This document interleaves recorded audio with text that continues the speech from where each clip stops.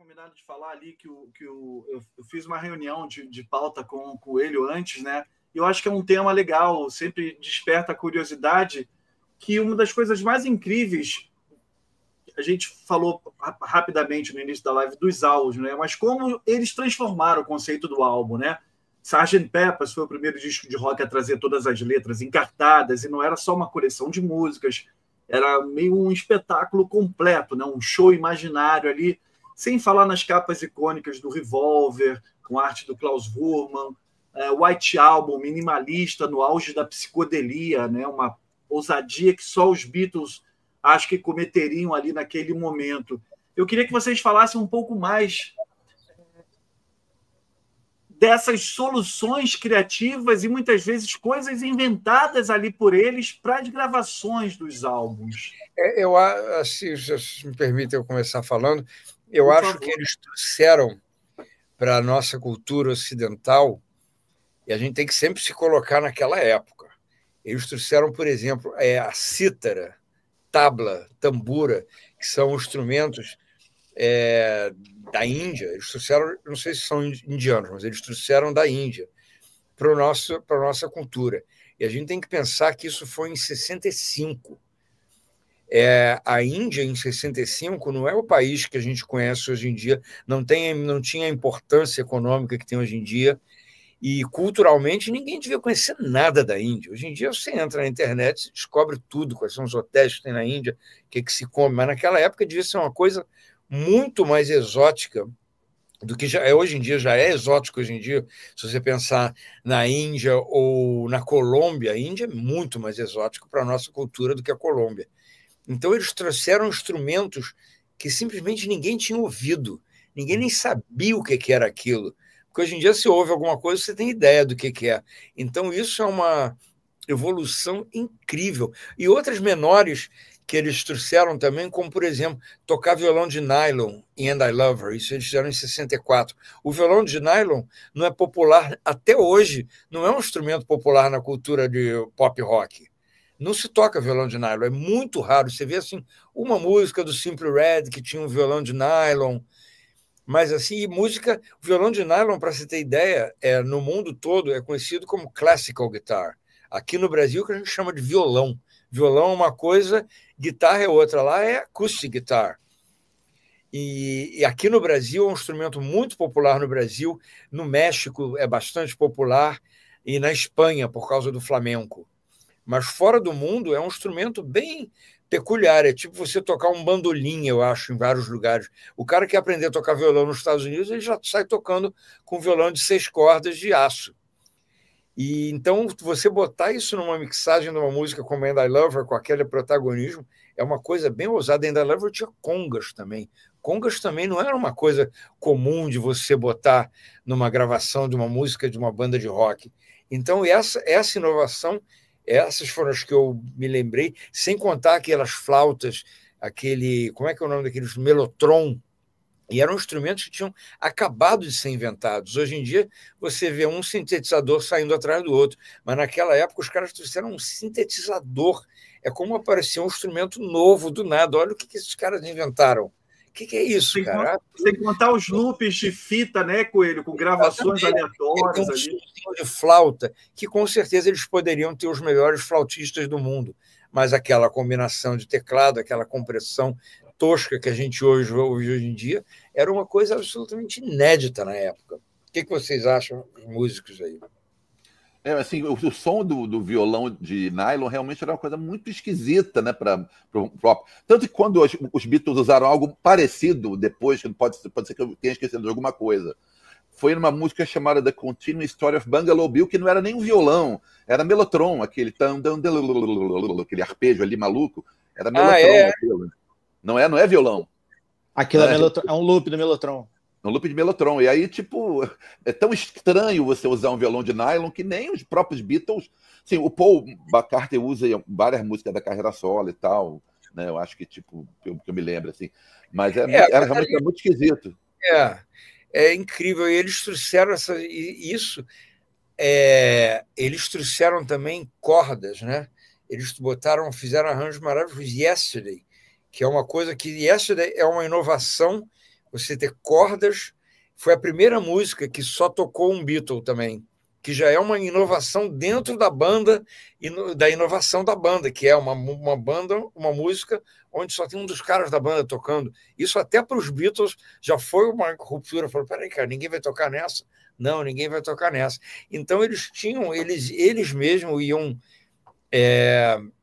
inovando dentro da concepção de banda. Por exemplo, John Lennon não toca em Something, que é uma coisa incrível. Como é que ele não toca uma das melhores músicas dos Beatles, a melhor música do George Harrison? O cara simplesmente não tocou. Onde é que ele estava no dia que gravaram o Something, cara? Como é que ele não contribuiu para aquilo? Ele gravou, mas tiraram a contribuição dele. Pois é. O John Lennon tinha essa coisa assim, as músicas importantes do George, ele não estava presente, né? Here Comes the Sun ele não toca de jeito nenhum. Essa ele nem apareceu. Olha uma guitarra de Anthony Lips também. I'm Mine também. Não, acho que o John toca. Olha uma guitarra? Eu acho que o Why Am I Guitar, o John gravou guitarra, mas também tiraram da música. Também tiraram, né? Mas assim, ele não está no mix final. E Here Comes the Sun, ele toca? Não, Here Comes the Sun ele não toca. Something, eu me lembrei que ele só tá no refrão, no no piano. Ele tocou piano. Não dá para entender, cara. Não dá para entender. Como que ele não estava lá nessa hora? Onde é que ele estava? O que tinha mais importante para fazer do que o cara gravar Something, pô? Não, que assim, no final também acho que o John já estava mais interessado nas próprias... de saco cheio e interessado apenas nas próprias músicas dele, né? Quando chegava as dos outros, ele geralmente já não estava lá, tipo, Golden Slumbers, ele não estava lá. Aqui tá falando do baixo de uma guitarra de Entre Lips, não. Se você me permite... É o Paul. É o Paul tocando. Se você me permite aqui, quem escreveu mas talvez seja o John no baixo de 6 cordas, aquele Fender Six. Não, sim, eu acho que quem gravou... Tem 2 baixos, cara. Que tem um baixo... Helter Skelter é o John, sem dúvida. Helter Skelter é o John. Qual que vocês falaram? Helter Skelter, o John é o baixista. Agora, o Why Am I Guitar, eu acho que o John gravou guitarra, mas o George Harrison tirou da mix.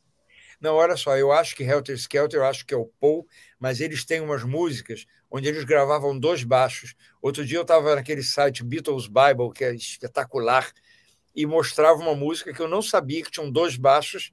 Eu não vou me lembrar qual que é, não. E estava lá, George Harrison tocou baixo na música, eu nem sabia que tinham 2. Talvez ele tenha ido dobrar uma guitarra, uma coisa assim, eu não sei. Eu acho que o Paul McCartney tocou em uma guitarra, que o baixo... acho que o uma guitarra é o Paul, sim. É o Paul. O Helter Fender Jazz Bass. Eu acho que o Helter Skelter, aquela pegada, aquele baixo ali, eu acho que é o Paul. Não sei, eu tenho essa impressão. Tem um baixo muito distorcido que é o John que toca. Até tem no YouTube isso isolado. Você vai procurar ver John Bass, Helter Skelter. Qual que você fala, Heitor? O John gravou o baixo de Helter Skelter naquele Fender Six, né? Que é um baixo bem tosco, né? Bem distorcido. Bem distorcido, bem tosco. Isso. Agora, no Why Am I Guitar é o Paul, só que o Paul tocando jazz bass. Mas o John tem inovações sensacionais, assim. Tava vendo outro dia um vídeo de um canal aí, cara, falando de The Night Before, que, tipo, a levada de harmonia, basicamente é um piano elétrico que o John toca, né? O John toca piano fabuloso aquilo, fabuloso. Eu sigo uns caras no Instagram, um cara que toca umas harmonias do John Lennon, são espetaculares, cara. I Am The Walrus e várias. E ele faz umas levadas muito boas de guitarra também, só que ele, cara, ele tá numa banda com outros 2 caras. Então, atenção, se você pensa no quem vamos ficar falando bem dos músicos, você vai falar do Paul McCartney, mas ele, para um guitarrista base, ele faz bases muito, muito bem feitas, como All My Loving. Agora. Cara. E ele faz uns arpejos, aquele arpejo de Dear Prudence. São lindos, cara. A introdução de Norwegian Wood. Ele faz arpejos lindos, levadas de violão, muito, muito bem feitas, cara. Muito bem feitas. Só que ele está na banda com George Harrison. É igual você falar de um compositor que está na banda com Paul McCartney, cara. Fica muito difícil para qualquer um. E ficava muito difícil para o George Harrison. Evidentemente, eu vejo notícias sobre os Beatles quase que diariamente. E Paul McCartney falando assim, cara, era muito difícil para ele apresentar música, cara. Com nós dois, a gente apresentava muita música. E o LP tinha uma limitação de tempo. Não dá para você sair entupindo de música como um CD. Você fala assim, cara, aqui vão caber 5 músicas, porque uma é muito grande, ou 6 ou 7 músicas, e já era, cara. Um abraço, não vai caber mais música, não tem mais música. E você ser o compositor da banda, financeiramente, é muito bom. Os caras ganhavam muito dinheiro, muito mais do que os outros dois, John Lennon e Paul McCartney, porque eles eram compositores da banda. Na hora de lançar o single, que era realmente o produto que interessava, cabiam 2 faixas só. Tanto que eu até estava vendo aquela biografia do Queen, que é muito bom, o filme, né? O filme do Queen, falando que eles estavam brigando sem saber o que Bohemian... Vamos voltar para o assunto de Beatles rapidamente, senão daqui a pouco a gente está falando sobre o Queen. Sem eles saberem o sucesso que iria fazer Bohemian Rhapsody, eles já estavam brigando pelo lado B, porque já sabiam que ia ser o single, vamos ser o single. E aí quem vai ser o lado B? E quem se deu bem foi o Roger Taylor, que botou a música do lado B, que ganhou uma fortuna por conta da vendagem do single de Bohemian Rhapsody. Realmente é um belo single, uma bela vendagem, né? Vale dizer também que, tipo, no contrato original lá com a Northern Songs, que era a empresa que eles tinham em sociedade com o Dick James, né? A arrecadadora, né? A editora, né? George e Ringo tinham porcentagem nas músicas de Lennon e McCartney também. Era pequena, eu não sabia, mas eles recebiam alguma coisinha simbólica ali, mas tinha. Eu acho que era uma porcentagem ínfima, né? Tanto que depois o George vendeu a parte dele e fez a própria empresa, né? A Harry Songs, que até hoje, inclusive, existe, né? E o Ringo fez a Startling Music. Só o John e Paul ficaram com ela até o final, quando teve aquela treta da venda e tal, e aí eles venderam, por fim, as partes deles. Mas Starling Music já era Don't Pass Me By, já foi Starling Music. Já foi Starling Music. Tá. E a Harry Songs foi em 68.